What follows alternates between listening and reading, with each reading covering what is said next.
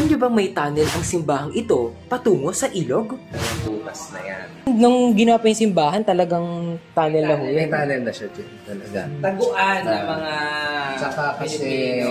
di ba itong mga praile noon, di ba? Ang means of transportation ay sa ilog. So, para diretso na sila sa ilog, dito ang daanan nila. Nagulat ako marami pang iba't iba mga lagusan sa simbahang ito. Ay, ito po. Saan, ano pong... Ang bento. Dati, dito ang Saka pag ganun, sa may May- choir. ang ano kasi niyan, meron yan na makitid na daan eh.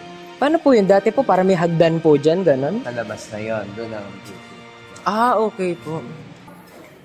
ito, no, original to. Original pa yan. Saan siya? Dito. Kaya lang na ano na eh. Nasara na. Ah, Parang paikot siya, pababa sa sanctuary.